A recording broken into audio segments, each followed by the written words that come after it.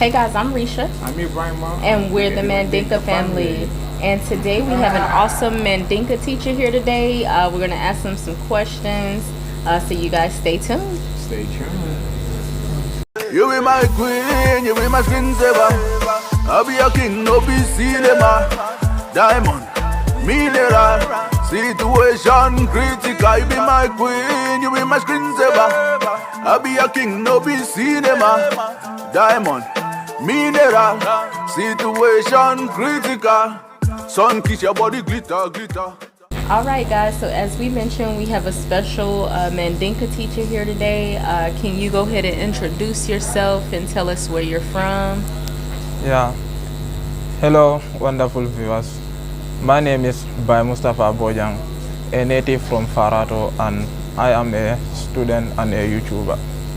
Okay, so you're a YouTuber. Yeah. Okay, so that's something that we really want to dive into today.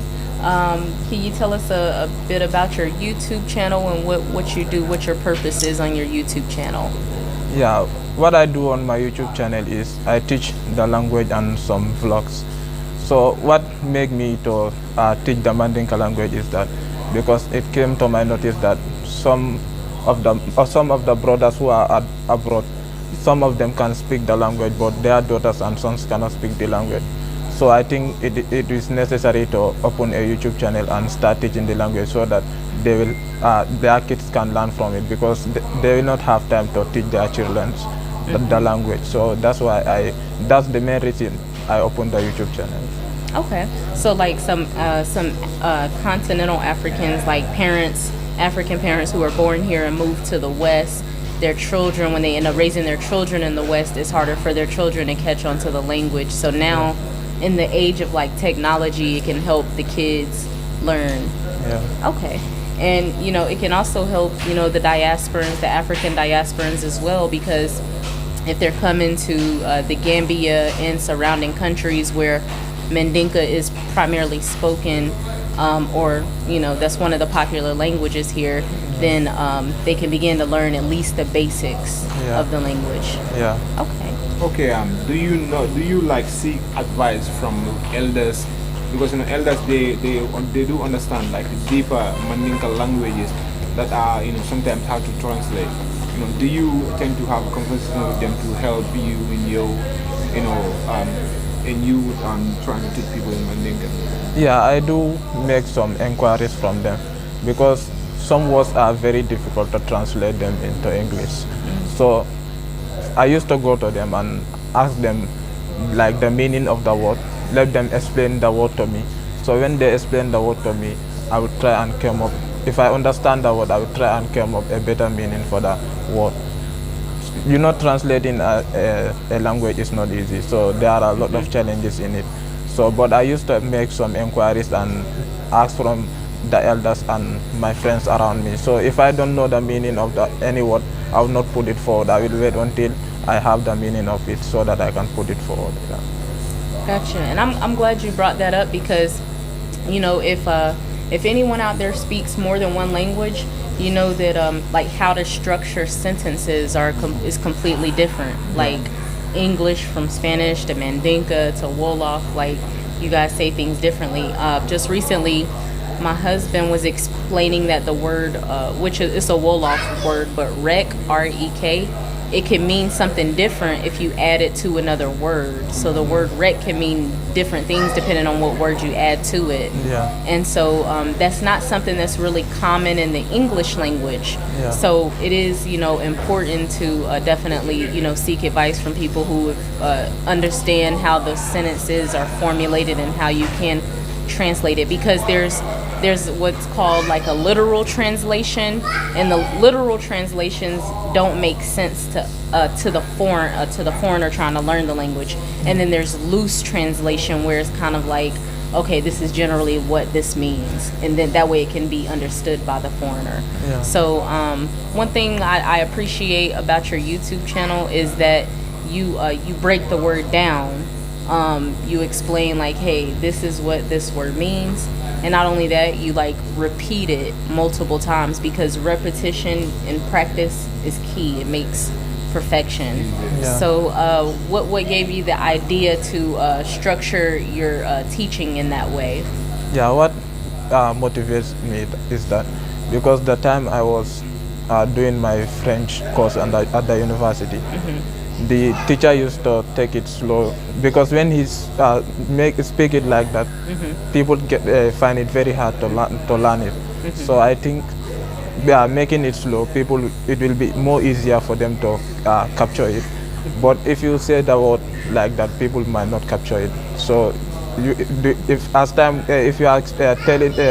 if you are making it slowly, people will find it very easy to learn it and understand it. So that's why I try to make it slowly.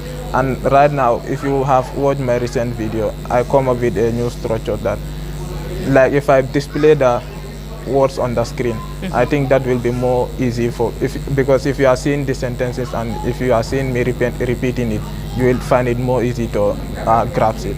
So that's why I try to come up with this structure so that people will find it very easy to learn the language. Because Mandinka is one of the most spoken language in the country and one of the biggest tribe in the country.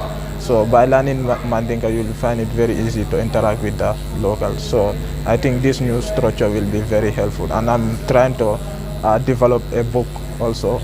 Oh, that's Yeah, good. I'm trying to develop a book. As I have started writing the book. So my first lesson, my last video, I started from where I started with the book, because if you watch my last video, it has a similar one to my previous videos. Okay. So that's why now I want to start structuring my video in a way that if the book is ready and is published, the videos are already there. So if you have the book, if you go through the videos, it will be okay. So I appreciate that you're very patient. You take your time, when doing your videos. And the great thing about technology and YouTube today is, if you don't get something, if it doesn't register with your brain, you can rewind it, replay it again. So I just want to say, like, I try to get my husband, of course, he's Mandinka, you're Mandinka, and Mandinka is your primary language. That's the first language you learn. And sometimes my husband, he's like very impatient. So like sometimes what I'll do, I'll watch your videos, and then I'll like say something to him that I learned from your videos, like a whole sentence. Like I'll be like, I ask him like, where you at? He be like, hey, where'd you learn that? Yeah. So your videos are definitely helping. And just by consistency is the key, because once you continue to listen and listen, you can those words will become attached to you. You know what I mean? Yeah. Now a lot of Gambians say that Mandinka is harder to learn than Wolof. Why is that? Why do you guys think that is? To me, Wolof is more difficult to learn than Mandinka, because Mandinka, when you are in the Gambia, you hear it frequently. Wherever you go, you will hear people speaking it. From there, you will be able to learn it very easy. For me, my Wolof is not that much good. It's not strong. So that's because in the area where I am, Wolof is not that much spoken. But as time goes on, I used to come to this other side, so I used to hear the Wolof more than Mandinka here. So I'm trying to grasp the Wolof language. So it depends on where you are. So wherever you are, if the more language spoken, the more you will be able to learn that language. So if a language is not spoken around your area, you will tend to think that the language is difficult to learn. But to me, it depends from where you are. Okay. Yeah, but like people that comes, like my wife is from the States, so like she comes here, like those that are from the diaspora, if they come to the Gambia here, they will not be living in the environment for like years since like we have been living here. Right. Yeah. So, but those are the people that capture Wolof easier than Mandinka language. Yeah. In most cases here, people will say Mandinka is really hard. It has deeper pronunciation than Wolof. Oh, okay. Yeah, which is why it's easier for people to kind of speak Wolof, because even though Mandinka is the Mandinka language, we are the majority in the Gambia here, yeah. but right now the language that is speaking frequently in the Gambia is Wolof. Yeah. Okay. So Yeah. like Mandinkas are more so kind of I don't want to say forced, but Mandinkas kind of do have to learn Wolof because in everyday business. Business. and Exactly. conversation in public, that's what you generally use. Exactly. Yeah. Exactly. That- In most, like for example, if you are going to Serekunda, you would hear it yourself. Yeah. For them, where are you going? You know what I'm saying? Like if you go to the shop, Lobuga, Diamondly, that's what you normally hear. Yeah. But Mandinka, we are the majority, but and the well-spoken language in the country right now is Wolof. Yeah. Okay. Yeah, Yeah. right now, especially in this combo area, Wolof is trying to dominate the Mandinka language right now. Yeah. Do you think it'll come a time where Mandinka is gonna come out on top as far as being the most popular language to use locally?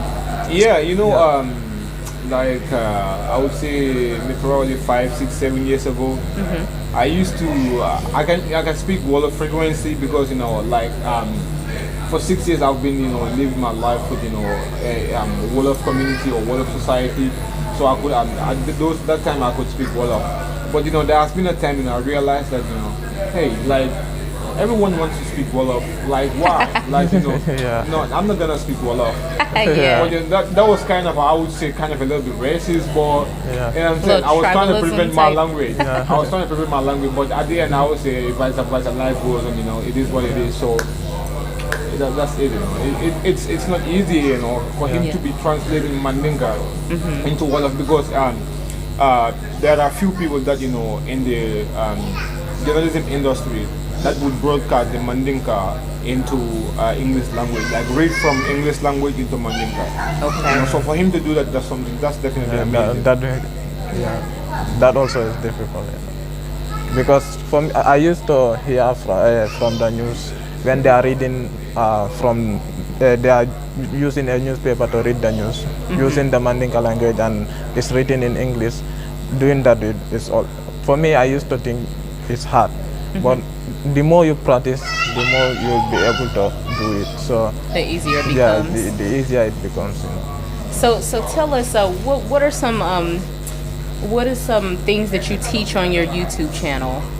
Like some things, some basic conversational things that the people will learn, the diasporans will learn.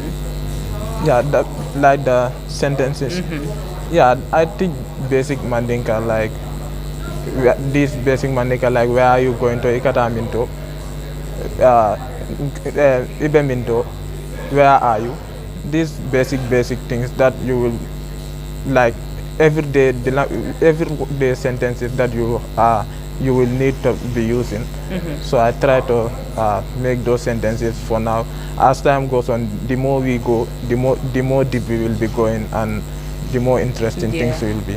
So you start with the basics, and then you add on and make it a little more difficult. And one thing I do like about your channel is the fact that you give you do something that makes people remember. Like you give a situation. Like you one time had like, oh, if there's an emergency, here are some things you can say.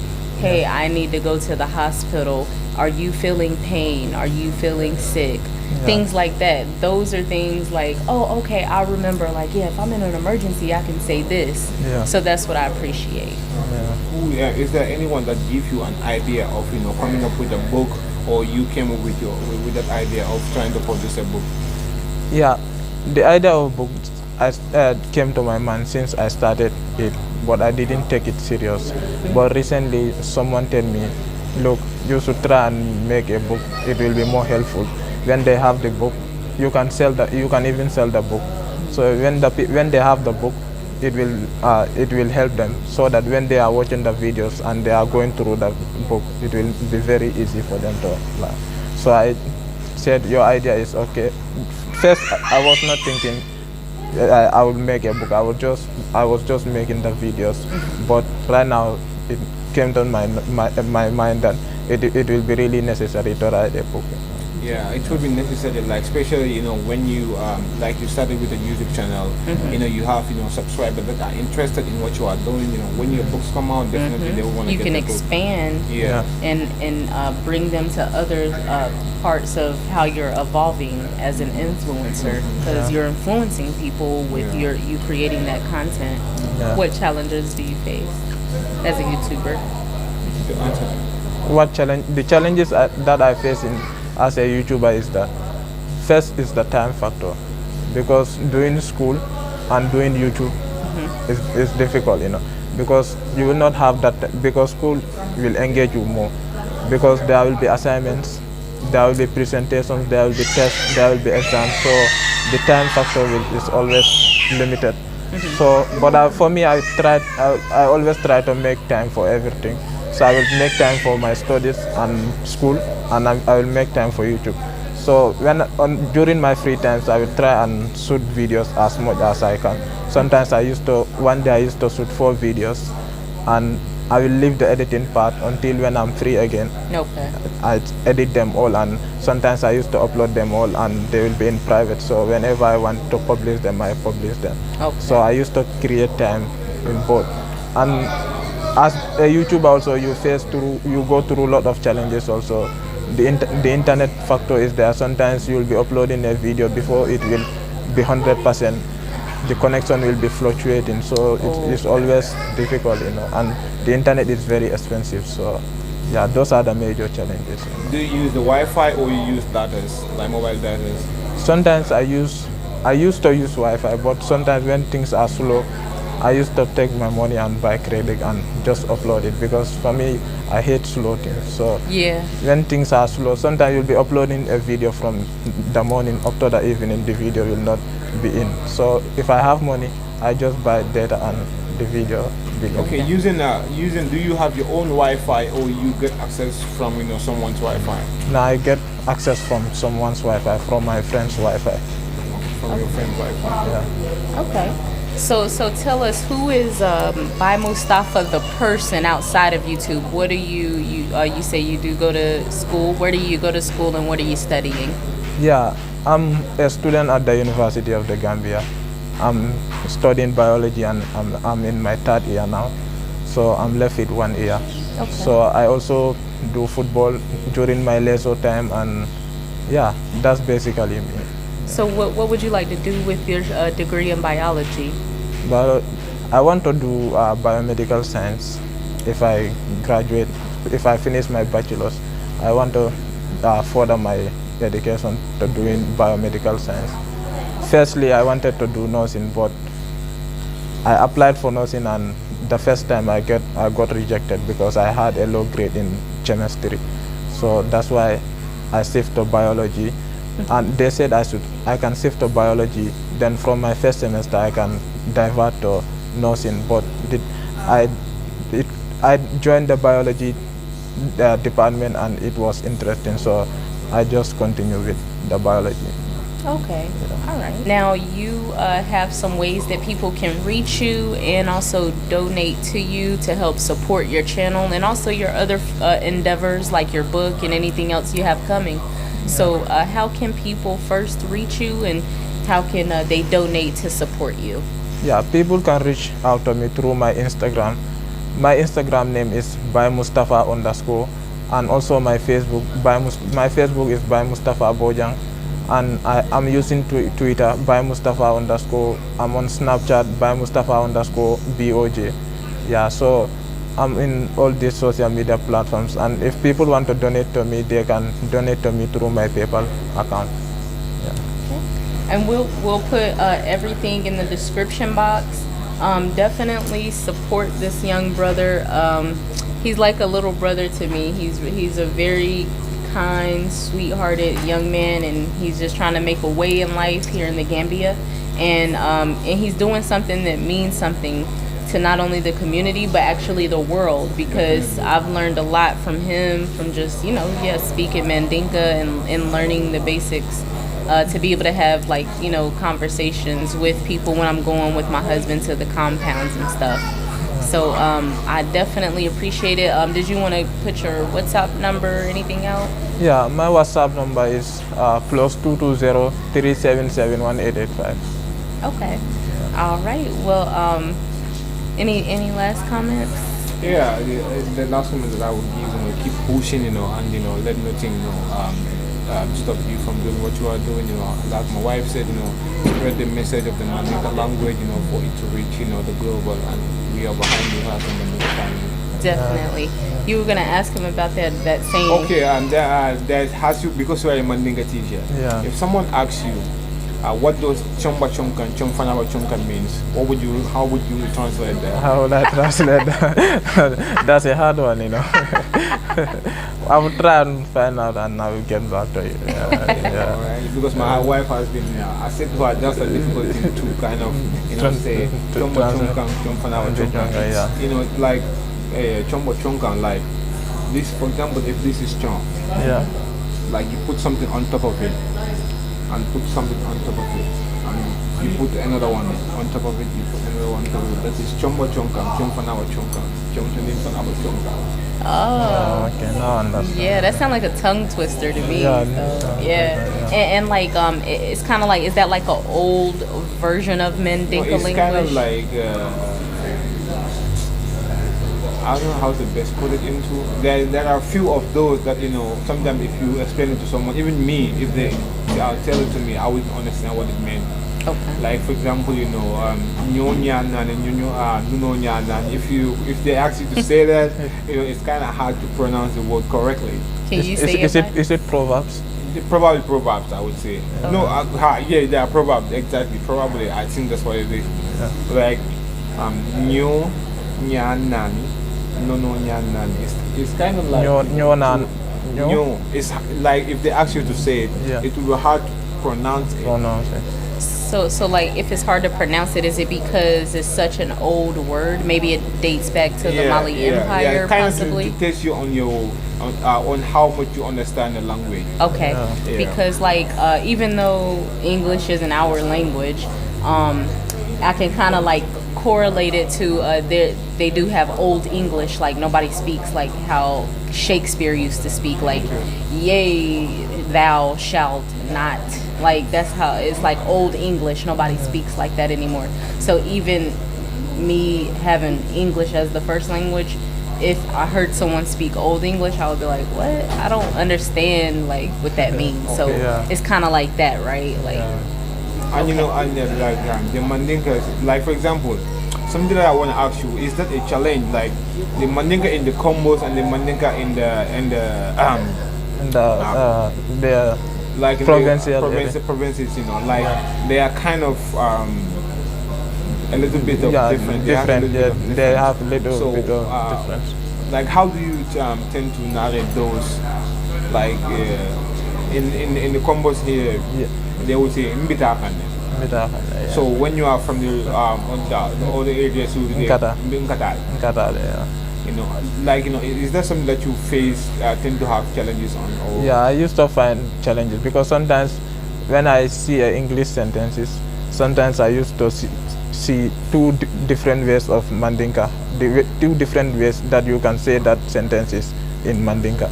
So for me, I used to choose the one that is most spoken, that is well known by people. So I try and put that forward. I used to ask my friends these two sentences, which one do you think people most frequently speak? So they used to tell me this one, and I used to ask many of them. So I used to go by the majority, and you go by that. Yeah.